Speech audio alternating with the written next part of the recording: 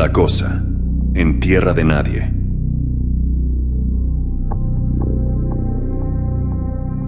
Dicen que la guerra es el infierno. Si bien es indudable que es cierto, la historia de la guerra siempre ha sido una gran fascinación para mí.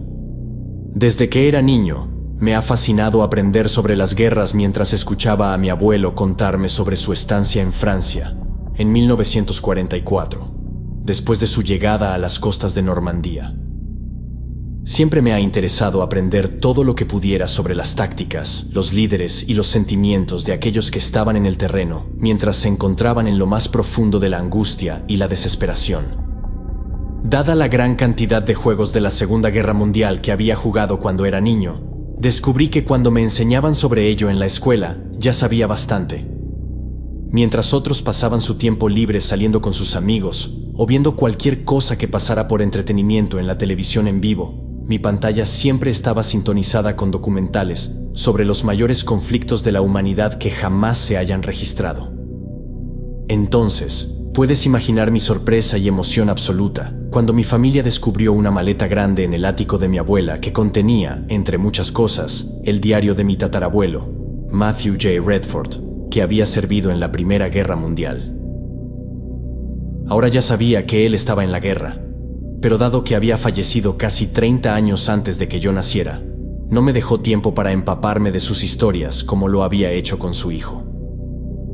Cuando llegué a casa esa noche, con el diario, bajé directamente a mi habitación y comencé a repasar la larga historia latente de mi ascendencia. En retrospectiva, veo que esta historia ha estado latente por una buena razón. Sin embargo, hoy, para bien o para mal, esa historia encontrará una nueva vida. Para ser honesto, realmente no puedo responder por qué estoy escribiendo esto para que todos ustedes lo escuchen. Es de esperar que los horrores contenidos en estas páginas tendrían que haber desaparecido hace mucho tiempo. Quizás solo estoy haciendo esto por el simple hecho de que no quiero cargar con estas palabras yo solo.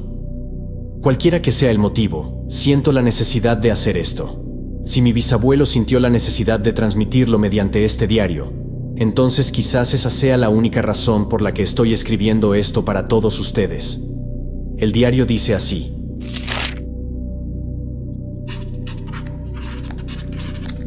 «22 de julio de 1917, Aisne-Marne, Francia. El capitán Leggins vino a nuestra trinchera esta mañana. Si bien a nadie más le importa admitirlo, la razón era bastante clara. Está repasando los números, viendo cuántos de nosotros quedamos después del último ataque a nuestra posición en la trinchera». ¿Somos todos los que quedamos? Me temo que sí, señor. Bien.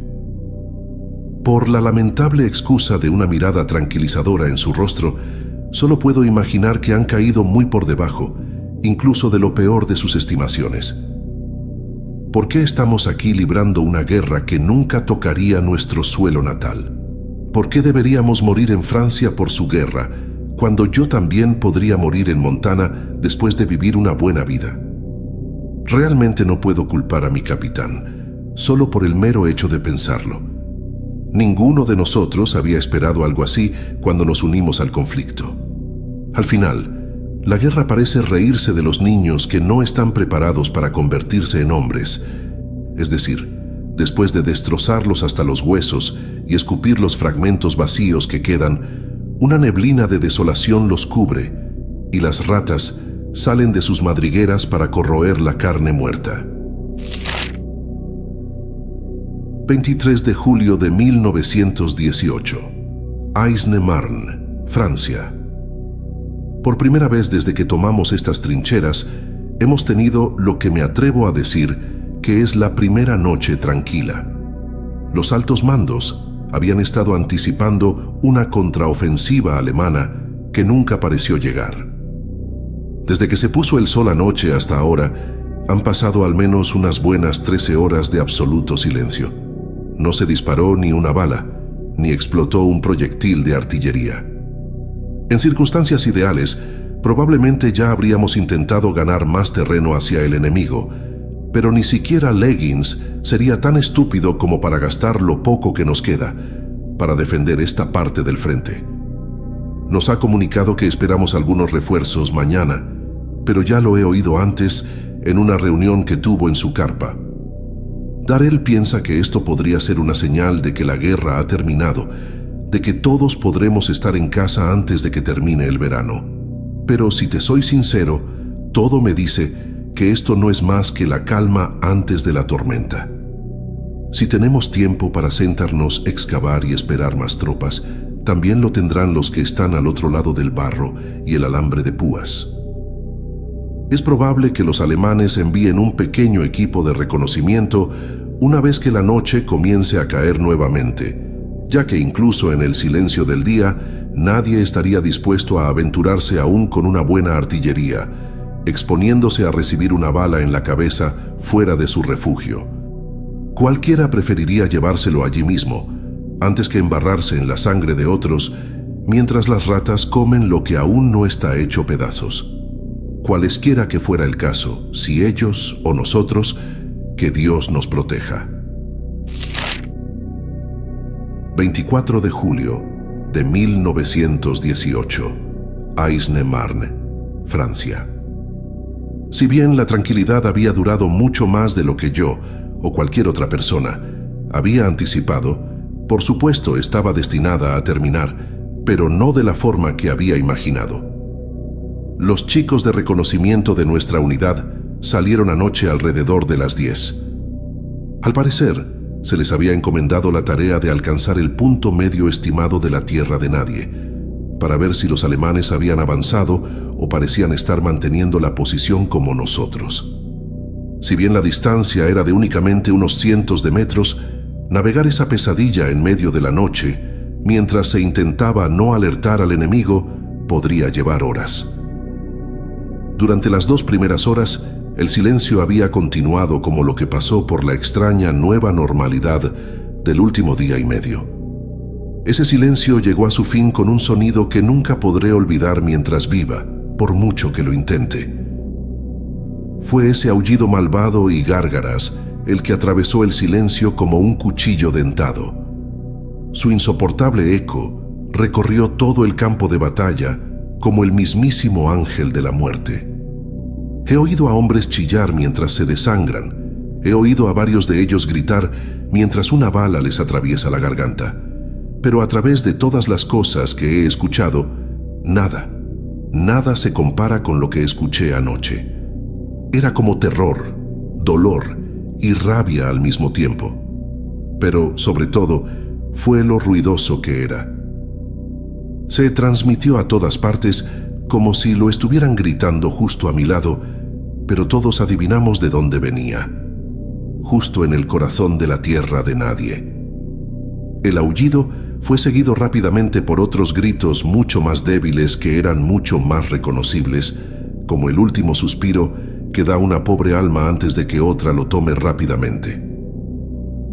Una de las reglas más importantes a seguir fuera de la protección de las trincheras es mantener el silencio. Incluso si tienes un arma, un cuchillo, siempre debe ser el primer y último recurso. Es por eso que cuando escuché la rápida sucesión de disparos provenientes de su posición, supe que ni siquiera podía imaginar las circunstancias que conducirían a la consecuencia suicida de su uso. Después de que terminaron los disparos, hubo algunos gritos más. Juro que pude escuchar a uno de ellos llamando a su madre, algo mucho más común de lo que un hombre civilizado jamás imaginaría cuando se encontraba en combate. Luego se hizo el silencio una vez más. Sin embargo, esta vez solo duró unos minutos.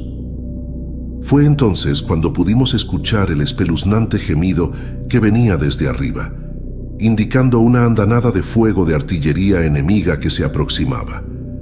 Naturalmente, todos nos agachamos a la espera del bombardeo, pero que nunca llegó a por nosotros. Más bien, todos los proyectiles impactaron desde donde provenían los gritos. Los alemanes conocían nuestra posición y llevaban semanas disparando contra ella. Pero todo este ataque se centró únicamente en el centro de la gran división. Después de 10 minutos completos, el bombardeo cesó tan rápido como había comenzado. El silencio volvió una vez más, esta vez atormentado por el eco del recuerdo de lo que lo había roto minutos atrás.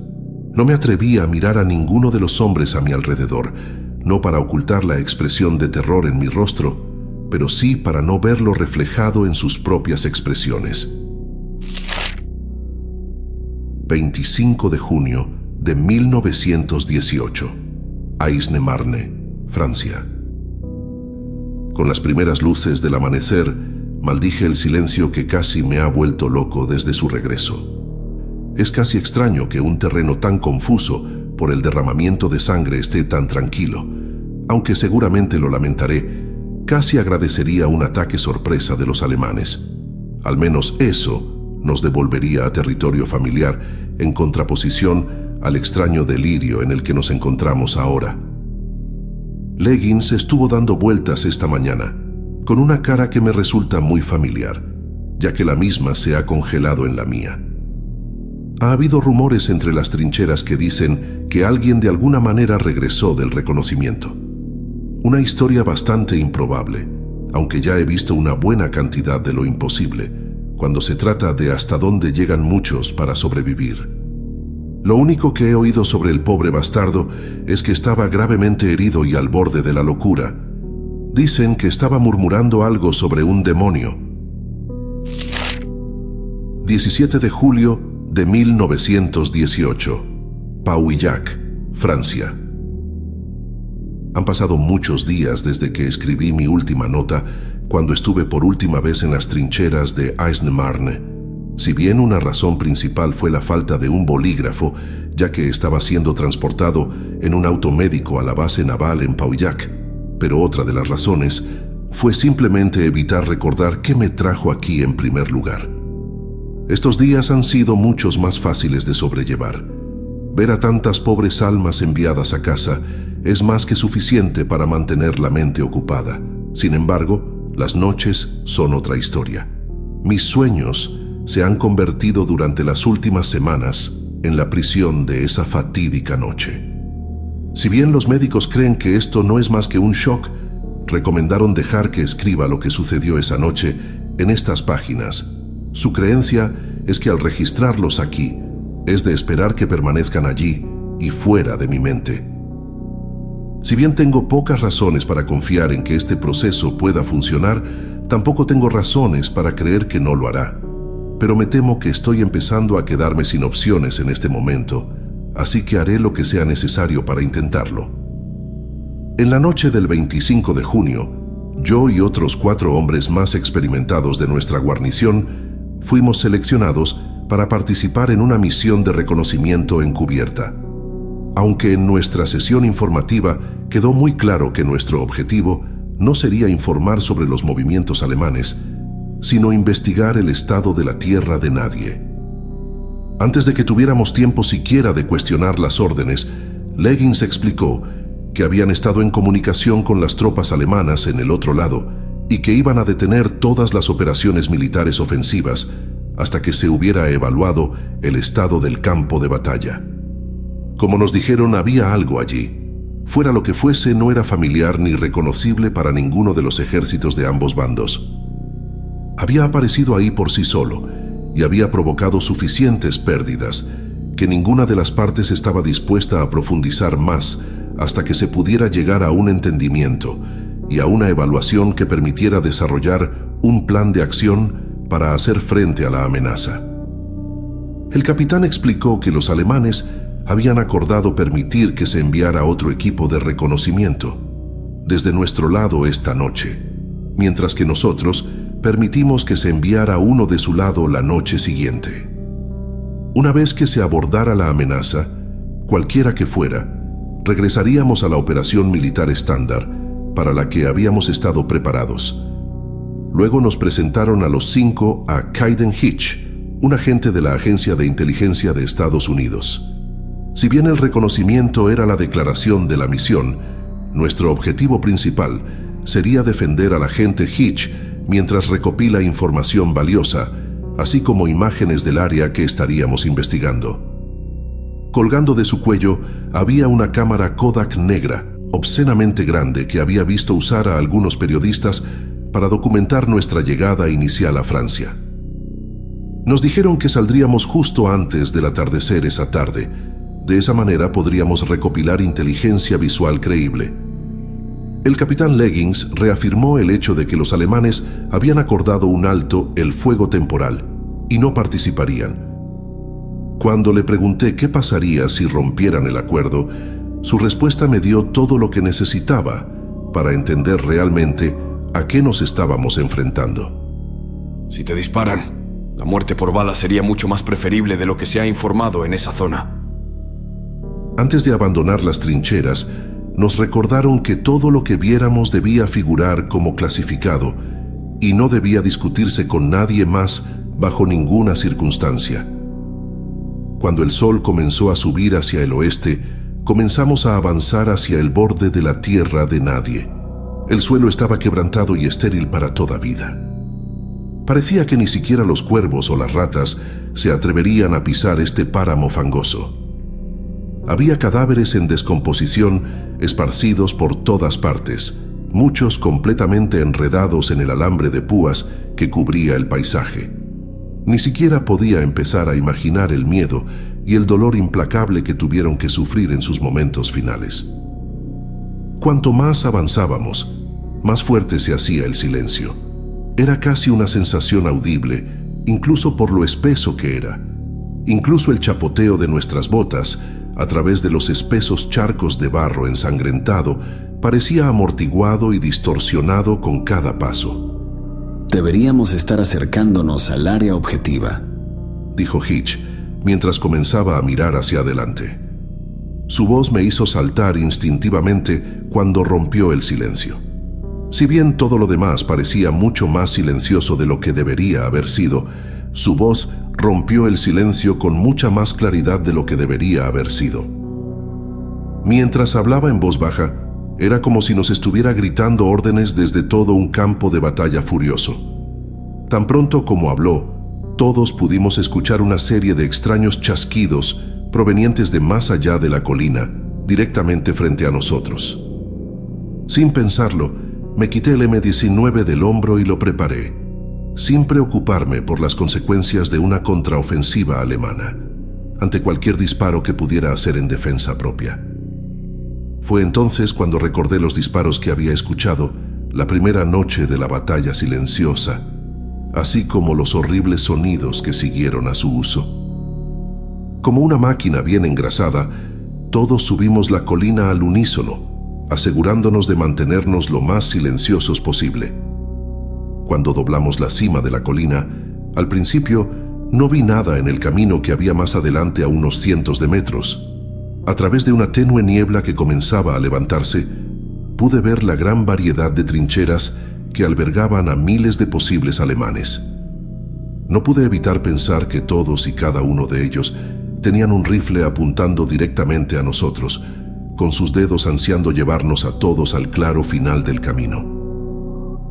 No fue hasta que me volví para ver la reacción de Hitch ante las trincheras que me di cuenta de que eran lo último que tenía en mente. Lentamente me giré para seguir su mirada hacia abajo, y fue entonces cuando vi lo que había fijado su atención. En el centro de un cráter debajo de la colina estaba algo. Con una altura de unos 3 metros, la cosa tenía lo que parecía ser la parte superior del torso de un soldado. Donde debería haber estado la cintura, había una masa grande e hinchada. De la masa salía una serie enredada, de lo que parecían patas de araña gigantes, excepto que en lugar de estar hechas de apéndices segmentados, estas patas parecían retorcerse y curvarse hacia la tierra, casi como raíces dentadas de árboles. Todo estaba cubierto por una gruesa capa de pútrido barro gris, pero debajo se podía ver el lento ascenso y descenso de lo que parecía ser estar respirando. Aparte de esa suave expansión y contracción, la cosa estaba completamente quieta y sin ningún otro movimiento. No fue hasta que vi la cosa que me di cuenta del horrible hedor que parecía salir de ella. No se parecía a nada que hubiera tenido el disgusto de experimentar. Era algo parecido a 1000 cadáveres en descomposición cubiertos de excrementos humanos, todos con una vasta y envolvente base de azufre detrás de todo. Con cada momento que pasaba, el espeso barro continuaba fluyendo por la forma de la figura. Estaba tan profusamente cubierto que no se podía distinguir ni un solo detalle de identificación más allá de su forma exterior. Cuanto más me concentraba en esa cosa, más parecía cambiar la atmósfera a nuestro alrededor. Si bien la niebla entre nosotros pareció disiparse en la nada, la niebla que nos rodeaba creció en severidad. Un grueso anillo blanco nos rodeó a todos con la entidad. Era casi como si se estuviera preparando el escenario para un aterrador acto final, del cual no habrá salida para ninguno de nosotros. Hitch comenzó a bajar la colina sin decir una palabra, asegurándose de no dejar nunca de mirar a la cosa en el cráter. Mientras lo hacía, lentamente comencé a levantar mi rifle hacia él, anticipando cualquier respuesta que pudiera dar. Por el rabillo del ojo pude ver a los demás haciendo lo mismo, usando los espesos cúmulos de barro que nos rodeaban para estabilizar su puntería. De pie, a unos 10 metros delante de mí, podía escuchar los disparos que Hitch hacía desde su cámara, mientras comenzaba a intentar capturar algo de inteligencia aceptable para los superiores. Mientras lo hacía, escuché ese fuerte y loco chasquido del flash una vez más, mientras atravesaba el aire con un rayo de luz. De repente, la cabeza de aquella cosa giró hacia Hitch tan rápido que arrojó completamente el barro que cubría su rostro, excepto que no era una cara, en realidad no. Donde debería haber estado carne, solo había un cráneo humano negro carbonizado. Si bien le faltaba la mandíbula inferior, los dientes de la mandíbula superior eran dentados y aserrados como puntas de flecha. Donde deberían haber estado los ojos, no había nada más que agujeros oscuros que conducían a la nada. De repente, el aire estalló a nuestro alrededor mientras gritaba el mismo aullido horrible que había escuchado hace unas noches. Cuando el chillido atravesó mi mente como una bayoneta, grandes piernas retorcidas en forma de ramas se dispararon a través del suelo alrededor de Hitch y lo empalaron justo en su pecho. La cosa lo miró mientras lo elevaban en el aire. Hitch gritó y se retorció mientras intentaba liberarse, sacudiéndose con tanta fuerza que terminó arrojando su cámara desde sus brazos hacia mí. Un momento después, fue arrastrado al barro con un movimiento tan rápido que era casi como si nunca hubiera estado allí. El resto del regimiento abrió fuego contra la cosa de inmediato. Yo estaba demasiado congelado para siquiera pensar en apretar el gatillo. Otro momento después, apéndices fangosos y ramificados similares salieron del suelo, arrastrando al resto de mis camaradas hacia abajo, mientras yo yacía allí en completo shock. Entonces la calavera negra se encontró con mi mirada. A través del abismo negro que tenía como ojos, pude ver un brillo rubí carmesí que emanaba de su interior. Si es cierto que los ojos son las ventanas del alma, entonces los ojos vacíos de esta cosa reflejaban al mismo Satanás. A través del resplandor pude ver un reino de completo caos y locura, un reino dentro del nuestro pero escondido de los ojos de los vivos. Más allá de esos ojos estaba la tierra de la discordia, el lugar de descanso final para millones que no conocerían más que dolor y agonía a manos de seres todopoderosos y completamente locos, gracias al encarcelamiento infinito de la eternidad. De repente, todo se volvió claro para mí. La guerra es un infierno, grabado en nuestra realidad, un infierno que nosotros mismos creamos inconscientemente. El orden natural de las cosas es la supervivencia del más apto, que la vida únicamente sea arrebatada por un depredador, y así aquella cosa se alimentaba del sufrimiento, odio y de la muerte que hace que pueda continuar su existencia. La guerra era un caos, un acontecimiento de tal locura que trastornó las leyes naturales de la existencia. Al alterar esas leyes, a veces los mismos muros de lo que consideramos realidad pueden desmoronarse. Y esta cosa, este ser, únicamente estaba aquí debido a nuestro propio pasatiempo por el genocidio y la violencia innecesaria. Provino de un infierno que nosotros mismos hemos creado, para que podamos cosechar lo que nosotros mismos sembramos. Lo último que recuerdo es vislumbrar el infierno mismo y aquella cosa alimentarse de las almas que salían de los cuerpos de los soldados caídos y cruzaban al más allá, al sufrimiento eterno. Y entonces perdí la noción del tiempo. Cuando desperté me encontré dentro de una estación médica muy detrás de las líneas del frente. Según los médicos, había estado retrocediendo hacia nuestras defensas con la cámara de Hitch en mis manos, un viaje del que no tenía ningún recuerdo. No he oído ni una palabra sobre cómo se han desplazado las líneas del frente a lo largo de Aisne-Marne, ni qué había sido de aquella cosa, y sinceramente tampoco deseo saberlo.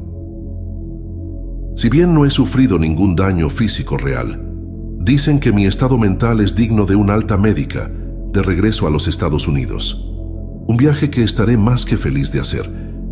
Tengo la esperanza de que una vez que deje este miserable lugar pueda comenzar a olvidarme de esto en compañía de mi familia. Si hay un Dios ahí fuera, que nunca me envíe al abismo de sufrimiento eterno que aquella cosa me obligó a ver, y que nos perdone por el infierno que nosotros mismos hemos creado. Aquí terminan las notas de mi abuelo. No tengo conocimiento de si esto es algo real o solo es producto del trastorno traumático que la guerra causó en la mente de varios de los supervivientes de las guerras. De cualquier manera, sentí esta necesidad de transmitirles la historia para que puedan imaginar qué cosas podrían causar el odio, la codicia y el poder del ser humano. Quizás sea esto el infierno para aquellos que murieron en una tierra que no les pertenecía, lejos de su familia.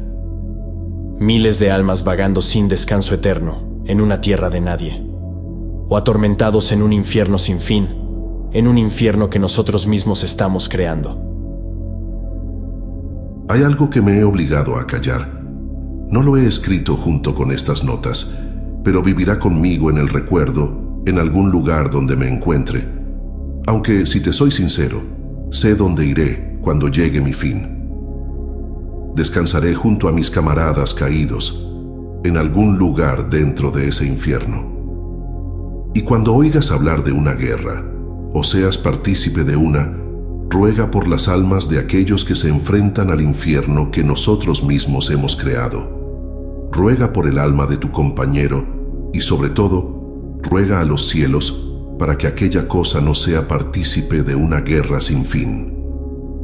Con cada guerra, con cada bala que pone fin a una vida, eso se alimentará y se volverá más fuerte y destruirá naciones enteras. Entonces el infierno se desatará en este mundo y todo estará perdido.